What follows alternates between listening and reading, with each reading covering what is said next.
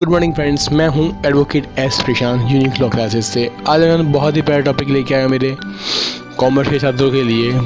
विद्यार्थी लोग मेरे प्यारे विद्यार्थी कह रहे थे कि सर आप जीएसटी पे वीडियो नहीं ला रहे हो, जीएसटी वीडियो नहीं ला रहे हो, तो मैंने जीएसटी पे वीडियो बनाया है।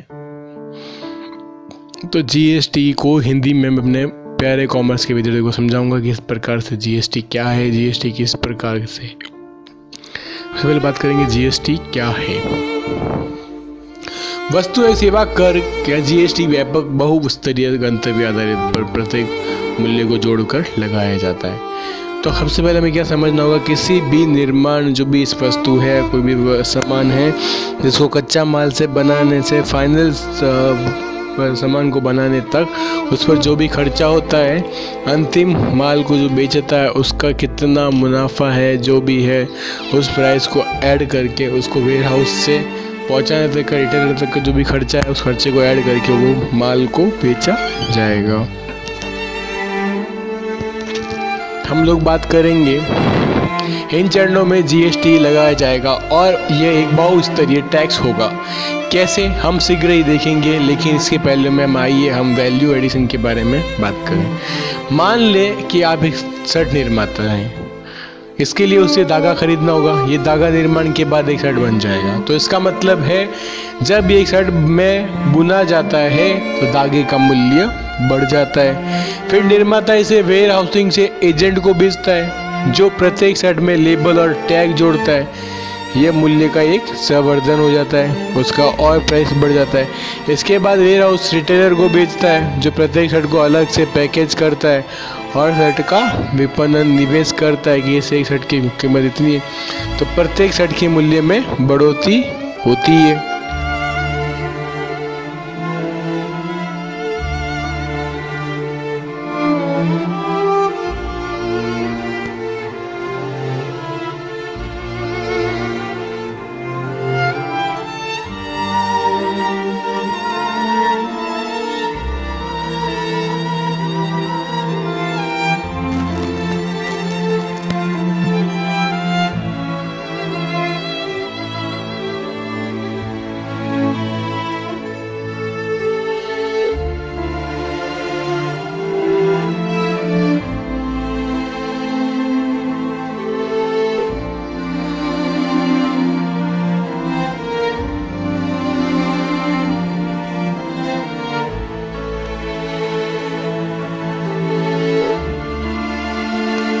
State VAT output, VAT input. फिर बिक्री के अगले स्तर पर एक वेट होगा। जब उसे बेचा जाएगा तब एक और अलग से वेट आपको चुकाना होगा। अब बिक्री के हर स्तर पर जीएसटी लगाया जाएगा। मान ली कि पूरे निर्माण की प्रक्रिया राजस्थान में ही हो रही है और कर्नाटक में अंतिम बिक्री हो रही है। चूंकि जीएसटी खपत के समय लगाया जाता है, इसलिए राजस्थान राज्य को उत्पादन और वेयर हाउसिंग के चरणों में राजस्व मिलेगा। लेकिन जब उत्पादक राजस्थान से बाहर हो जाता है और कर्नाटक के अंतिम उपभोक्ता तक पहुंच जाता है तो राजस्थान को राजस्व नहीं मिलेगा। इसका मतलब यह है कि कर्नाटक अंतिम बिक्री पर राजस्व अर्जित करेगा क्योंकि गंतव्य आधारित कर है। इसका मतलब है यह है कि कर्नाटक अंतिम बिक्री पर ही राजस्व अर्जित करेगा क्योंकि यह गंतव्य आधारित कर है जहां वो सामान पहुंच रहा है और ये राजस्व बिक्री के अंतिम गंतव्य पर एकत्र किया जाएगा जो कि कर्नाटक है। वस्तु एवं सेवा कर इतना महत्वपूर्ण क्यों है, हम लोग जानेंगे। अब हम जीएसटी समझ गए तो हम देखते हैं कि वर्तमान टैक्स संरचना को और अर्थव्यवस्था को बदलने में इतनी महत्वपूर्ण भूमिका क्यों निभाएगी। वर्तमान में भारतीय कर संरचना दो में विभाजित है, डायरेक्ट और इनडायरेक्ट, प्रत्यक्ष और अप्रत्यक्ष कर। प्रत्यक्ष कर या डायरेक्ट टैक्स वह है जिसे देनकारी किसी और को नहीं दी जा सकती। इसका उदाहरण है आयकर। जैसे कि आयकर है तो वह इनकम टैक्स है, तो वह इंसान वही देगा जो इंसान इनकम अपनी अर्जित कर रहा है, तो उसका उत्तरदायी जो है वह व्यक्ति वही भुगतान करेगा। अप्रत्यक्ष करों के मामले में टैक्स की देनकारी किसी अन्य व्यक्ति को दी जा सकती है। इसका मतलब ये है कि जब दुकानदार अपने बिक्री पर वेट देता है तो वह अपने ग्राहक को दे सकता है। इसलिए ग्राहक आइटम की कीमत और वेट का भुगतान करता है। अगर किसी पेंसिल की कीमत 10 रुपये है तो उस पर 2% टैक्स लगेगा, ऐसे वेट लगता था। एक उदाहरण दे रहा हूँ। तो भुगतान करता है ताकि वो दुकानदार सरकार को वेट जमा करा सके। मतलब ग्राहक न केवल उत्पादक की कीमत का भुगतान करता है बल्कि उससे कर दायित्व भी देना पड़ता है। इसलिए जब वह किसी आइटम को खरीदता है तो उसे अधिक खर्च होता है, उसे अधिक खर्च करना पड़ता है, उसे इतना पैसा भुगतान करना पड़ता है, उसे वेट भी चुकाना पड़ता है।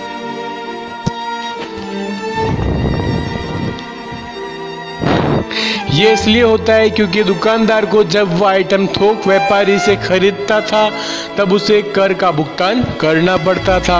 वह राशि वसूल करने के साथ ही सरकार को भुगतान किए गए वेट की भरपाई के लिए वह अपने ग्राहक को दे देता था, जिससे अतिरिक्त राशि का भुगतान करना पड़ता है। लेन देन के दौरान दुकानदार के लिए अपनी जेब से जो भी भुगतान करता है उसके लिए रिफंड का दावा करने का कोई दूसरा तरीका नहीं है।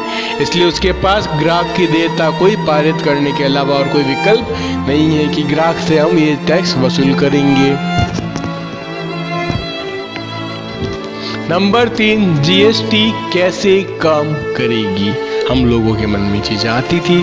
सख्त निर्देशों और प्रावधानों के बिना एक देशव्यापी कर सुधार काम नहीं कर सकता। जीएसटी परिषद ने इस नई कर व्यवस्था को 3 श्रेणियों में विभाजित करने के इसे लागू करने की विधि तैयार की है। ये पहल कैसे काम करता है हमारे विशेषज्ञ यहाँ विस्तार से आपको ये बताएंगे।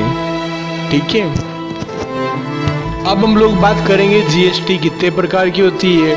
जब जीएसटी लागू किया जाएगा तो जीएसटी 3 कर होंगे। अब जीएसटी लगता है तो सबसे पहले जीएसटी कौन सा है? सीजीएसटी, जो हमें केंद्र सरकार द्वारा राजस्व एकत्रित किया जाएगा। एसजीएसटी क्या होता है? राज्य की बिक्री के लिए राज्य सरकारों द्वारा राजस्व एकत्रित किया जाता है। और आईजीएसटी क्या होता है? जहाँ अंतर्राष्ट्रीय बिक्री के लिए केंद्र सरकार द्वारा राजस्व एकत्रित किया जाता है। तो सीजीएसटी मतलब सेंटर, एसजीएसटी मतलब जी स्टेट और आईजीएसटी मतलब अंतर्राष्ट्रीय इंटरनेशनल। तो वह केंद्र करेगा, एसजीएसटी सरकार करेगी और सीजीएसटी केंद्र सरकार करेगी। आप लोग समझ गए। अब हम लोग उदाहरण की बात करेंगे। लेन देन, राज्य के भीतर की बिक्री सीजीएसटी और एसजीएसटी। दूसरे राज्य को बिक्री करते हैं, दूसरे राज्य को माल बेचते, क्या लगता है? आईजीएसटी, इंटरनेशनल जीएसटी लगती है। और वह कर वो राजस्व में चुकाना पड़ता है। तो हम लोग अब बात करेंगे उदाहरण। महाराष्ट्र में एक व्यापारी ने 10,000 रुपये में उस राज्य में उपभोक्ता को माल बेच दिया। जीएसटी दर 18% है और सीजीएसटी 9% है। किधर है? और 9% एसजीएसटी भी दर शामिल है। तो 18% है तो 9 सीजीएसटी हो गई और एसजीएसटी 9% हो गई। ऐसे मामलों में डीलर 1800 रुपये जमा करता है। इस राशि में 900 रुपये केंद्र सरकार के पास जाएंगे और 900 रुपये महाराष्ट्र सरकार के पास जाएंगे। इसलिए अब डीलर को आईजीएसटी के रूप में 1800 रुपये चार्ज करना होगा। अब सीजीएसटी और एसजीएसटी को भुगतान करने की आवश्यकता नहीं होगी। अब हम लोग बात करेंगे महत्वपूर्ण पॉइंट, जीएसटी कैसे भारत और आम आदमी की मदद कैसे करेगा। तो हम लोग काफ़ी मन में सोचते हैं कैसे मदद करेगा। जीएसटी इनपुट टैक्स क्रेडिट मूल्य संयोजन श्रृंखला के एक सहज प्रभाव पर आधारित है। विनिर्माण प्रक्रिया के हर चरण में व्यवसायों को पिछले लेन देन में पहले से ही चुकाए गए टैक्स को दावा करने का विकल्प होगा। इस प्रक्रिया को समझने के लिए व्यवसायों के लिए महत्वपूर्ण ये विस्तृत विवरण मैंने वीडियो में आप लोगों को बताने जा रहा हूँ। हम लोग बात करेंगे इसे समझने के लिए पहले समझ ले कि इनपुट टैक्स क्रेडिट क्या है। यह वह क्रेडिट है जो निर्माता को उत्पादक के निर्माण में इस्तेमाल किए गए इनपुट पर दिया गया कर प्राप्त होता है। इसके बाद शेष राशि सरकार को जमा करानी होगी। अब हम इसे काल्पनिक संख्यात्मक उदाहरण के साथ इस चीज को समझेंगे बहुत ही आसान तरीके से। अब हम लोग बात करेंगे, एक शर्ट निर्माता कच्चे माल खरीदने के लिए 100 रुपये का भुगतान करता है। यदि करों की 10% पर निर्धारित है, इसमें कोई लाभ या नुकसान नहीं है, उसमें कर के रूप में 10 रुपये का भुगतान करना होगा। तो शर्ट की कीमत कितनी हुई? 100 + 10 110 रुपये, तो 100 रुपये हो जाती है अंतिम कीमत। अगले चरण में थोक व्यापारी ने 110 रुपये में निर्माता से शर्ट खरीदता है। यह कीमत 110 रुपये, उस पर लेबल जोड़ता है। जब वह लेबल जोड़ रहा है तो वह मूल्य को जोड़ रहा है, इसलिए उसकी लागत 40 रुपये अनुमानित से बढ़ जाती है। इसके लिए ऊपर से 10% कर का भुगतान करना पड़ता है। तो अंतिम लागत क्या हुई? 110 + 40 कितने हुए? 150 रुपये। 150 पे 10% टैक्स, तो कितने हुए? 165 रुपये। तो हम लोगों को कुल 165 रुपये चुकाने पड़ेंगे। 15 रुपये हमें कर चुकाना पड़ा अलग से। और अब फुटकर विक्रेता या रिटेल थोक व्यापारी से शर्ट खरीदने के लिए 165 रुपये का भुगतान करता है, क्योंकि कर दायित्व उसके पास आया था। उसे शर्ट पैकेज करना पड़ता है, तब वह ऐसा करता है तो फिर से मूल्य जोड़ रहा है। इस बार से मान ले कि उसका मूल्य अतिरिक्त 30 रुपये। अब जब शर्ट बेचता है तो इस मूल्य को अंतिम लागत में वेट, जिससे वह सरकार को देना होगा, तो इसके साथ उसे सरकार का दे वेट भी जोड़ना होगा। तो शर्ट की कीमत लागत कितनी आई? 214 रुपये। इसका एक ब्रेकअप देखते हैं हम लोग, इसका एक ब्रेकअप देखते हैं। लागत कितनी थी? 165 रुपये। अब इसमें जोड़ दे, माना कि 10 30 रुपये जोड़ दिए और 10% कर, तो कितने हुए? 195 रुपये प्लस टैक्स 19.5, तो कितने हुए? 214 रुपये। इसलिए ग्राहक को एक शर्ट के लिए 214 रुपये का भुगतान करता है। जिसकी मूल रूप से केवल कीमत कितनी थी? 170 रुपये। उस पर 40 रुपये, 110 रुपये प्लस 40 रुपये टैक्स, 30 रुपये अलग से टैग लगाने वाले के, फिर रिटेल काउंटर वाले के। ऐसा होने के लिए कर दायित्व हर बिक्री को पारित किया गया था। अंतिम दायित्व ग्राहक के पास आ गया, ग्राहक को चुकाना पड़ रहा है। इस करों का व्यापक प्रभाव कहा जाता है, जहां टैक्स के ऊपर टैक्स का भुगतान किया जाता है। जिस चीज़ का टैक्स लग चुका है तो भी उस पर टैक्स लगा दिया जाता है, और आइटम का मूल्य हर बार बढ़ता रहता है। ग्राहक को ज़्यादा पैसा दे के सामान खरीदना पड़ता है। लोग इसी चीज को सारणी में समझेंगे।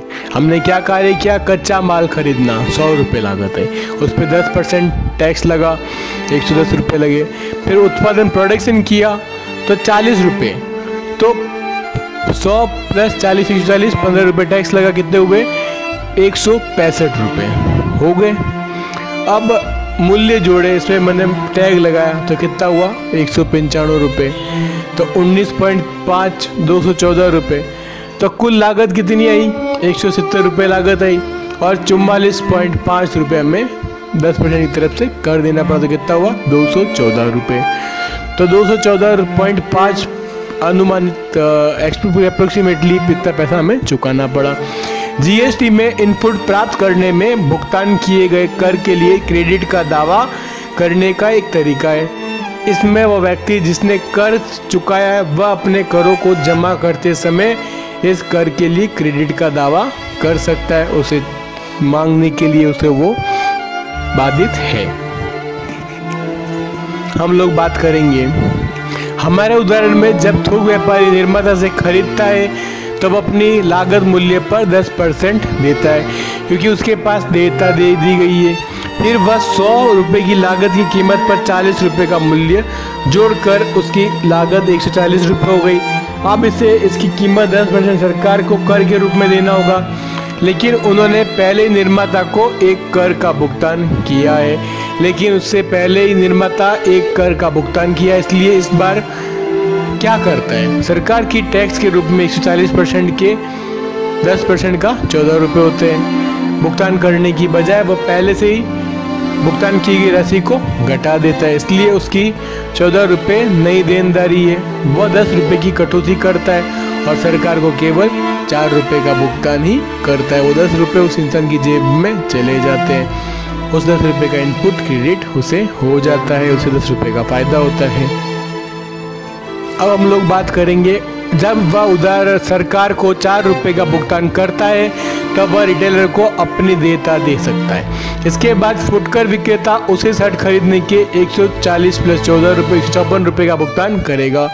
अगले चरण में रिटेलर ने 30 रुपये का मूल्य उस पर और जोड़ दिया और 10% कर जोड़ दिया, तो उसकी कीमत कितनी हो गई 170 रुपये, और उस पर 10% कर देना पड़ता है। तो 170 प्लस 10 तो कितना हुआ 17 रुपये, तो 187 रुपये में वह बेच सकता है।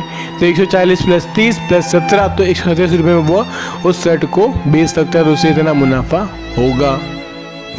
अब हम लोग बात करेंगे कच्चे माल का खरीदना कितना हुआ, लागत कितनी है 100 रुपये, उस पर 10% कर दिया तो कितना हुआ, वास्तविक देय कितना हुआ 110 रुपये, उत्पादन 40 रुपये, तो 14 प्लस 4 जो पैसे वो खरीदते पहुँच रहे। अंत में हर बार जब कोई व्यक्ति इनपुट टैक्स क्रेडिट का दावा करने में सक्षम होता है तो उसे बिक्री का मूल्य कम हो जाता है और उसके उत्पादक पर कम कर दायित्व के कारण लागत मूल्य भी कम आ जाता है। शर्ट का अंतिम मूल्य 214 रुपये, इसके 187 रुपये कम हो गया है।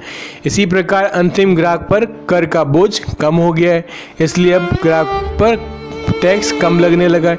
इसलिए अनिवार्य रूप से माल और सेवाओं पर दो तरफा लाभ होने वाला है।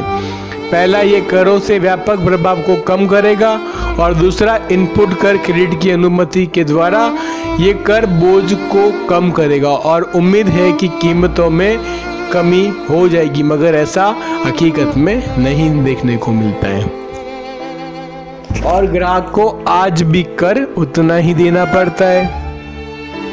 अगर आपको मेरा वीडियो अच्छा लगता है तो प्लीज एडवोकेट एस प्रशांत की चैनल को सब्सक्राइब कर लीजिए और बेल आइकन को दबा दीजिए और मैं आपके लिए ऐसी ही अच्छी वीडियो लाता रहूँगा।